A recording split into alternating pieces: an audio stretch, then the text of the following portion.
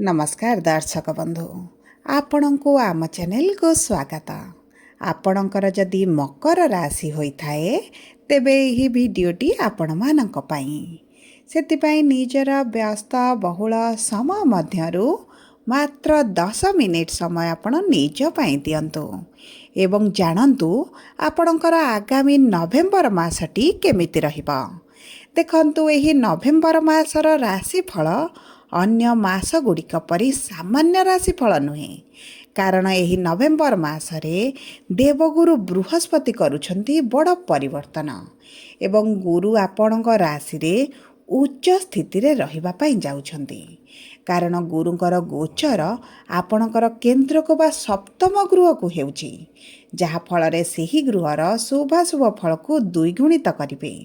कारण देखंतु गुरु जेहेतु शुभ कार्यर कारक ग्रह एवं शुभ ग्रह बोली कहा जाए, आपणकर सप्तम गृह जेहेतु आपणक विवाहर वैवाहिक संपर्कर विशेष भाव में आपणक जीवन साथींकर होइथिबारु आपणक पई एही नवेम्बर मासटी बहुत अधिक शुभदायक रहिछि। ता सहित देखंतु आपणकर शनि जी पूर्वर किछि दिन हेब आपणकर समस्या को बढ़ाइथिले, आपणकर आर्थिक समस्या सहित आपणकर संपर्क रे स्वास्थ्य रे एवं मानसिक स्थिति रे जो बहुत गुड़िए समस्या आणुथिले चिंतित रहुथिले सेही सब समस्या रु आपण बाहर को आसीबा पई जाउचंती। विशेष भाव में आपणकर जो ऋण करज बढ़ी जाइथिला आर्थिक समस्या भितर आपण छंदी होई जाइथिले, आपण को चक्रव्यूह भितर फसिला बळे अनुभव हेउथिला एवं बाहर को बाहरिबा पई जो रास्ता मिलु नथिला सेही सब समस्या भितरु आपण बाहर को आसीबा पई जाउछंती। कारण गुरुंकर दृष्टि शनि ऊपर रहुची एवं जेहेतु शनि आपणकर राशि स्वामी आपणक ऊपर क्रूर प्रभाव पकाइथिले ताहा आपणकर बदलिबा पई जाउछि। देखंतु ताहा सहित एही नवेम्बर मासरे तीनोटी प्रमुख ग्रह निजर चलन रे परिवर्तन आणुछंती। 16 नवेम्बर रे सूर्य, 26 नवेम्बर रे शुक्र एवं 23 नवेम्बर रे बुध करुछंती बक्री चलन एवं सबुठारु गुरुत्वपूर्ण हैला आपणक राशि स्वामी शनिदेव 27 नवेम्बर रे बक्री हेबे मार्गी। तेणुकरी आपणक जीवन में निश्चित भाव में बड़ परिवर्तन आसिब, किंतु क्यों क्षेत्र में भल परिवर्तन आपण देखिबे ताहा वीडियोटी को शेष पर्यंत देखिले निश्चित भाव में जानिपारिबे। एवं ता सहित एही मासर अशुभत्व को दूर करी शुभाशुभ फल प्राप्ति पाई वीडियोर शेष भाग में किछिटा सहज उपाय मध्य दियाजिब, जहाँ आपणकर नवेम्बर मासर शुभाशुभ फल को वृद्धि करिब। किंतु वीडियोटी आरंभ करने पूर्वर जदि आपणकर भी मकर राशि होता है एवं आपण भी ईश्वर को आंतरिक भक्ति एवं विश्वास करती तेबे वीडियोटी को लाइक करंतु, कमेंट बॉक्स रे जय जगन्नाथ जय माँ लक्ष्मी अवश्य लिखि दियंतु।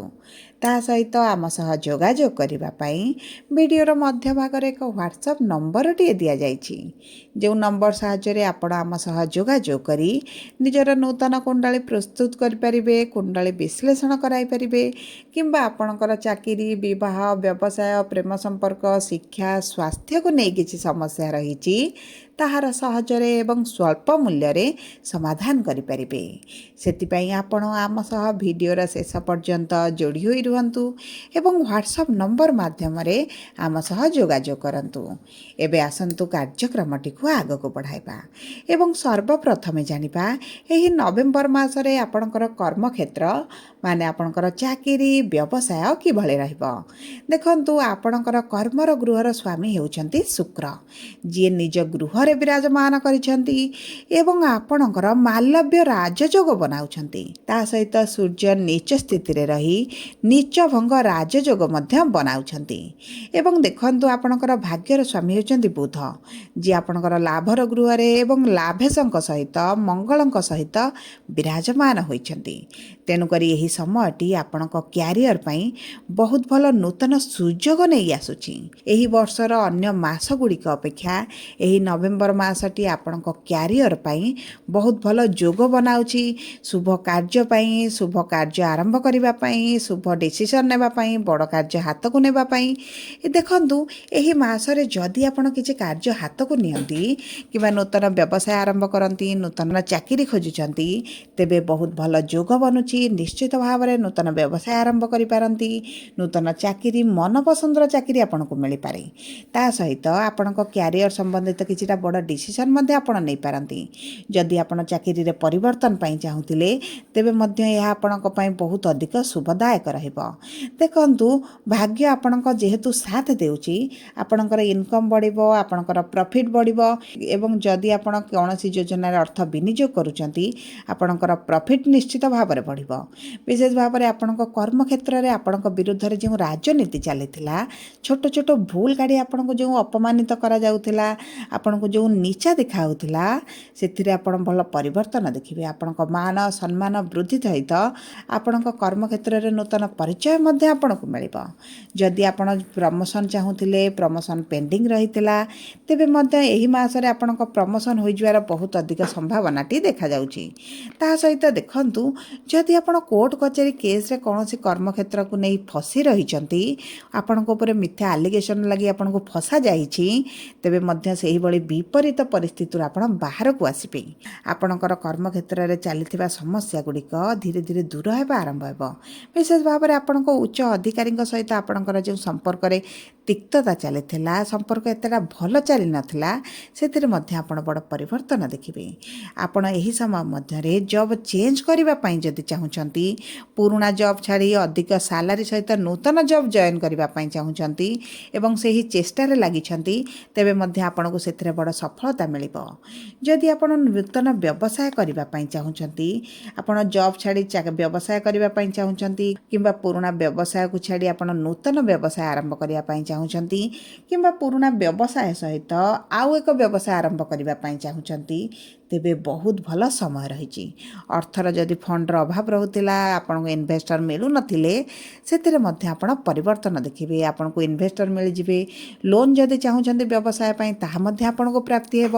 କାରଣ ଏହି ସମୟରେ ଆପଣ ଯେକୌଣସି ଶୁଭ କାର୍ଯ୍ୟ ମାଙ୍ଗଳିକ କାର୍ଯ୍ୟ ନିଶ୍ଚିତ ଭାବରେ କରିବେ।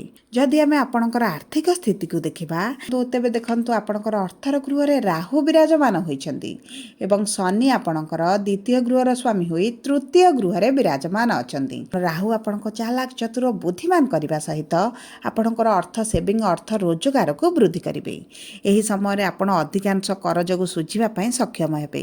ଆପଣଙ୍କର ବଡ଼ ଲୋନ୍କୁ ସାଇଡ଼ରେ ରଖି ଛୋଟ ଛୋଟ ଲୋନ୍ ଯେଉଁଗୁଡ଼ା ରହିଥିଲା ସେଗୁଡ଼ା ଆପଣ ଶୁଝିପାରିବେ ଏବଂ ତା ସହିତ ଆପଣଙ୍କର ଅର୍ଥ ଯଦି ଫସିକି ରହିଥିଲା, ଆପଣ ବାରମ୍ବାର ଦୌଡ଼ିବା ସତ୍ତ୍ୱେ ମଧ୍ୟ ଆପଣଙ୍କୁ ଅର୍ଥ ଆପଣଙ୍କର ମିଳୁନଥିଲା, ତାହା ମଧ୍ୟ ଆପଣଙ୍କୁ ମିଳିଯିବ। ଆପଣଙ୍କ ପ୍ରିୟଜନ ହୁଅନ୍ତୁ, ସାଙ୍ଗସାଥି ହୁଅନ୍ତୁ, ପରିବାର ଲୋକ ହୁଅନ୍ତୁ, ଯାହା ପାଖରେ ଆପଣଙ୍କର ଅର୍ଥ ରହିଥିଲା ଆପଣଙ୍କର ଅର୍ଥ ନିଶ୍ଚିତ ଭାବରେ ପ୍ରାପ୍ତ ହେବ। ଏବଂ ଦେଖନ୍ତୁ ଆପଣଙ୍କ ପ୍ରପର୍ଟି ଯଦି କିଛି ବିକ୍ରି କରିବା ପାଇଁ ଚାହୁଁଥିଲେ ଏବଂ ସେଠାରୁ କିଛି ଅର୍ଥ ଲାଭ କରିବା ପାଇଁ ଚାହୁଁଥିଲେ ତାହା ମଧ୍ୟ ଆପଣଙ୍କର ହୋଇଯିବ। କିନ୍ତୁ ଆପଣଙ୍କର ପୈତୃକ ସମ୍ପତ୍ତିକି ନେଇ ଯେଉଁ ବିବାଦ ଆପଣଙ୍କ ପରିବାର ଭିତରେ ଯେଉଁ ମନମାଳିନ୍ୟ ମତଭେଦ ଚାଲିଥିଲା ସେଥିରେ ଆପଣଙ୍କର ନିଶ୍ଚିତ ଭାବରେ ସମାଧାନ ଆସିପାରେ ଏବଂ ସେଥିମାଧ୍ୟମରୁ ମଧ୍ୟ କିଛିଟା ଅର୍ଥ ପ୍ରାପ୍ତି ହୋଇପାରେ। ଆପଣଙ୍କର ସାଲାରୀ ଇନକ୍ରିମେଣ୍ଟ ହେବା କାରଣରୁ କିଛିଟା ଅର୍ଥ ମଧ୍ୟ ମିଳିପାରେ। ଦେଖନ୍ତୁ ଆପଣଙ୍କର ଆର୍ଥିକ ସ୍ଥିତିରେ ନିଶ୍ଚିତ ଭାବରେ ବଡ଼ ପରିବର୍ତ୍ତନ ଆସିବ। ଯଦି ଆମେ ଦେଖିବା ଆପଣଙ୍କର ବିବାହର ଯୋଗକୁ ବା ବୈବାହିକ ସମ୍ପର୍କକୁ ତେବେ ଦେଖନ୍ତୁ ବିବାହର ଗୃହରେ ଆପଣଙ୍କର ଗୁରୁ ବିରାଜମାନ ହୋଇଛନ୍ତି ଏବଂ ବହୁତ ଭଲ ସ୍ଥିତିରେ ଅଛନ୍ତି, ବିଶେଷ ଭାବରେ ଉଚ୍ଚ ସ୍ଥିତିରେ ରହିଛନ୍ତି। ତେଣୁକରି ଆପଣଙ୍କର ଜୀବନସାଥୀଙ୍କ କ୍ୟାରିୟରରେ, ତାଙ୍କ ପର୍ସନାଲ ଲାଇଫରେ, ତାଙ୍କ ପ୍ରଫେସନାଲ ଲାଇଫରେ, ବିଶେଷ ଭାବରେ ତାଙ୍କ ସ୍ୱାସ୍ଥ୍ୟରେ ଆପଣ ବଡ଼ ପରିବର୍ତ୍ତନ ଦେଖିବେ। ଯଦି ଆପଣଙ୍କର ଜୀବନସାଥୀ କିଛି ପାର୍ଟନରସିପ୍ରେ ବିଜନେସ୍ କରୁଛନ୍ତି କିମ୍ବା ନିଜର ନୂତନ ବ୍ୟବସାୟ ଅଛି ସେଥିରେ ତାଙ୍କୁ ଆକାଶ ଛୁଆଁ ସଫଳତା ତାଙ୍କୁ ପ୍ରାପ୍ତି ହେବ। ଆପଣଙ୍କ ବୈବାହିକ ସମ୍ପର୍କରେ ଆପଣଙ୍କର ସମ୍ପର୍କ ନିଶ୍ଚିତ ଭାବରେ ମଧୁରତା ଆଡ଼କୁ ଗତି କରିବ। ପୂର୍ବରୁ ଯଦି ଆପଣଙ୍କର ମନମାଳିନ୍ୟ ମତଭେଦ ଥିଲା, ଛୋଟ ଛୋଟ କଥାକୁ ନେଇ ଝଗଡ଼ା ଚାଲିଥିଲା, ଉଭୟ ଅଲଗା ବି ରହୁଥିଲେ ତେବେ ମଧ୍ୟ ଆପଣ ଏକତ୍ର ହେବାର ସମ୍ଭାବନାଟି ବଢ଼ିଯାଉଛି। କାରଣ ଆପଣଙ୍କର ଦୀର୍ଘ ଦିନ ହେଲା ବିଶେଷ ଭାବରେ ଯେଉଁ ଶନିଙ୍କର 7.5 ଚାଲିଥିଲା ଆପଣଙ୍କ ସମ୍ପର୍କ ପ୍ରଭାବିତ ହୋଇଛି। ଆପଣଙ୍କର ସାଥୀଙ୍କ ସହିତ ଆପଣଙ୍କର ମନମାଳିନ୍ୟ ମତଭେଦ ମଧ୍ୟ ବଢ଼ିଯାଇଛି। କିନ୍ତୁ ଏହିଭଳି ପରିସ୍ଥିତିରୁ ଆପଣ 27 ନଭେମ୍ବର ପରେ ନିଶ୍ଚିତ ଭାବରେ ବାହାରକୁ ଆସିବେ। ଆପଣଙ୍କର ସାଥୀଙ୍କ ସହିତ ସମ୍ପର୍କ ମଧୁରତା ହେବ। ଯଦି ଆପଣଙ୍କ ସାଥୀଙ୍କ ସହିତ ଆପଣ ପରିବାର ଠାରୁ ଅଲଗା ରହିବା ପାଇଁ ଚାହୁଁଛନ୍ତି ତାହା ମଧ୍ୟ ଆପଣଙ୍କ ସହିତ ହୋଇପାରେ କିମ୍ବା ଯେଉଁ ବ୍ୟକ୍ତିମାନେ ନିଜ ବୈବାହିକ ସମ୍ପର୍କରୁ ବାହାରକୁ ଯିବାକୁ ଚାହୁଁଛନ୍ତି କିମ୍ବା ଉଭୟ ଅଲଗା ହେବା ପାଇଁ ଚାହୁଁଛନ୍ତି ସେମାନଙ୍କ ପାଇଁ ମଧ୍ୟ ଭଲ ସମୟ ରହିଛି। କିନ୍ତୁ ଦେଖନ୍ତୁ ବିବାହ ସମ୍ପର୍କକୁ ଆଗକୁ ବଢ଼ାଇବା ପାଇଁ ଗୋଟେ ସୁଯୋଗ ଦିଅନ୍ତୁ। ଉଭୟ ଏକତ୍ର ରୁହନ୍ତୁ, କାରଣ ଆପଣଙ୍କ ଗୁରୁ ଯେହେତୁ ସପ୍ତମ ଗୃହରେ ଅଛନ୍ତି, ଶୁଭ ପରିବର୍ତ୍ତନ ନିଶ୍ଚିତ ଭାବରେ ଦେଖିବେ। ଯଦି ଆମେ ଆପଣଙ୍କର ବିବାହର ଯୋଗକୁ ଦେଖିବା, ତେବେ ବିବାହର ଯୋଗ ଆପଣଙ୍କ ପାଇଁ ବହୁତ ଭଲ ବନୁଛି। କାରଣ ଗୁରୁ ଶୁଭ ଗ୍ରହ ହୋଇ ଆପଣଙ୍କ ସପ୍ତମ ଗୃହରେ ଥିବାରୁ ଯେଉଁ ବ୍ୟକ୍ତିମାନଙ୍କର ବିବାହ ହୋଇପାରୁନଥିଲା, ବିବାହରେ ବାଧା ବିଘ୍ନ ଆସୁଥିଲା, ବିବାହରେ ବିଳମ୍ବ ହେଲାଣି, ବହୁତ ପ୍ରସ୍ତାବ ଆସିବା ସତ୍ତ୍ୱେ ମଧ୍ୟ ବିବାହ ହୋଇପାରୁନାହିଁ, ତେବେ ମଧ୍ୟ ଆପଣଙ୍କର ବିବାହର ବହୁତ ଭଲ ଯୋଗ ବନୁଛି। ସବୁ ପରେ ଦେଖନ୍ତୁ, ଆପଣଙ୍କର ଦଶା ମହାଦଶା ହେଉଛି ସବୁଠାରୁ ଗୁରୁତ୍ୱପୂର୍ଣ୍ଣ। ଯଦି ଆପଣଙ୍କର ଦଶା ମହାଦଶା ଭଲ ଚାଲିଛି, ତେବେ ଆପଣଙ୍କୁ ଏହି ଗୋଚର ଅନୁସାରେ ବହୁତ ଅଧିକ ଶୁଭ ଫଳ ପ୍ରାପ୍ତି ହେବ। ଯଦି ଆପଣଙ୍କର ଦଶା ମହାଦଶା ଖରାପ ଚାଲିଛି, ତେବେ ଆପଣଙ୍କୁ କିଛିଟା ଉପାୟ କରିବାକୁ ନିଶ୍ଚିତ ଭାବରେ ପଡ଼ିବ। କିନ୍ତୁ ବିବାହ ପାଇଁ ବହୁତ ଭଲ ଯୋଗ ଥିବାରୁ ଆପଣଙ୍କର ବିବାହ ଠିକ୍ ରହିପାରେ କିମ୍ବା ଆପଣଙ୍କ ବିବାହ ଫିକ୍ସ ମଧ୍ୟ ହୋଇପାରେ। ଯଦି ଆମେ ଦେଖିବା ଆପଣଙ୍କର ଦ୍ୱିତୀୟ ବିବାହର ଯୋଗକୁ, ତେବେ ଦ୍ୱିତୀୟ ବିବାହ ମଧ୍ୟ ବହୁତ ଭଲ ରହିଛି। ଆପଣଙ୍କ ପ୍ରେମ ସମ୍ପର୍କକୁ ଯଦି ବିବାହରେ ପରିଣତ କରିବା ପାଇଁ ଚାହୁଁଛନ୍ତି, ତାହା ମଧ୍ୟ ଉତ୍ତମ ରହିବ। କିନ୍ତୁ ଯଦି ଆମେ ଆପଣଙ୍କର ପ୍ରେମ ସମ୍ପର୍କକୁ ଦେଖିବା, ତେବେ ଶୁକ୍ର ଆପଣଙ୍କର ସପ୍ତମ ଗୃହରେ ଏବଂ ନିଜ ରାଶିରେ ବିରାଜମାନ ହୋଇଛନ୍ତି, ଶନିଙ୍କ ଠାରୁ ଅଷ୍ଟମରେ ଅଛନ୍ତି। ତାହା ସହିତ ଆପଣଙ୍କର ପ୍ରେମର ଗୃହକୁ ଶନିଙ୍କର ତୃତୀୟ ଦୃଷ୍ଟି ରହୁଛି। ମାନେ ଆପଣଙ୍କ ସାଥୀଙ୍କର ଟିକେ ଜିଦି ବଢ଼ିପାରେ, ଉଭୟଙ୍କ ମଧ୍ୟରେ ଆପଣଙ୍କର ଇଗୋ କ୍ଲାସେସ୍ ହୋଇପାରେ। ସେଥିପାଇଁ ଆପଣଙ୍କ ସମ୍ପର୍କରେ ନିଜର କଥାବାର୍ତ୍ତାର ଉପରେ ଟିକେ ନିୟନ୍ତ୍ରଣ କରିବାକୁ ପଡ଼ିବ। କିନ୍ତୁ ଆପଣଙ୍କର ଶୁକ୍ରଙ୍କର ସ୍ଥିତି ନେଇ ଆପଣଙ୍କର ରୋମାନ୍ସ ବଢ଼ିପାରେ, ଦୂରକୁ କୌଣସି ସ୍ଥାନକୁ ବୁଲିବାକୁ ଯାଇପାରନ୍ତି। ଯଦି ଆମେ ଦେଖିବା ଆପଣଙ୍କର ଶିକ୍ଷାକୁ, ତେବେ ଦେଖନ୍ତୁ ଶୁକ୍ର ଆପଣଙ୍କ ପଞ୍ଚମ ସ୍ୱାମୀ ହୋଇ ଦଶମ ସ୍ଥାନରେ କେନ୍ଦ୍ରରେ ବିରାଜମାନ ହୋଇଛନ୍ତି, ନିଜ ରାଶିରେ ଅଛନ୍ତି, ମାଲବ୍ୟ ରାଜଯୋଗ ବନାଉଛନ୍ତି। ମଙ୍ଗଳ ବୁଧଙ୍କର ଦୃଷ୍ଟି ଆପଣଙ୍କ ପଞ୍ଚମ ଗୃହରେ ରହୁଛି।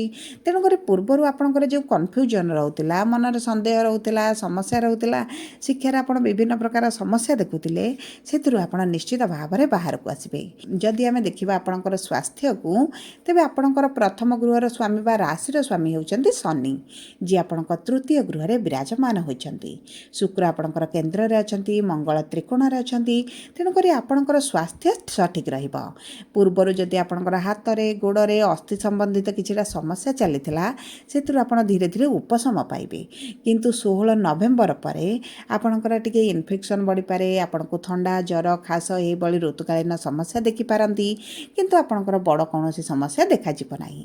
ସବୁ ପରେ ଏହି ନଭେମ୍ବର ମାସର ଅଶୁଭତ୍ୱକୁ ଦୂର କରିବା ପାଇଁ ଆପଣ ପ୍ରତିଦିନ ଶୁକ୍ରଙ୍କର ବୀଜ ମନ୍ତ୍ର ଜପ କରନ୍ତୁ, ବିଷ୍ଣୁ ସହସ୍ର ନାମ ପ୍ରତିଦିନ ପାଠ କରନ୍ତୁ ଏବଂ ପ୍ରତିଦିନ ହନୁମାନ ଚାଳିଶା ଜପ କରନ୍ତୁ। ଯଦି ଆପଣଙ୍କର ମକର ରାଶି ହୋଇଥାଏ, ଭିଡ଼ିଓଟି କିଭଳି ଲାଗିଲା କମେଣ୍ଟ ବକ୍ସରେ ଲେଖି ଜଣାନ୍ତୁ।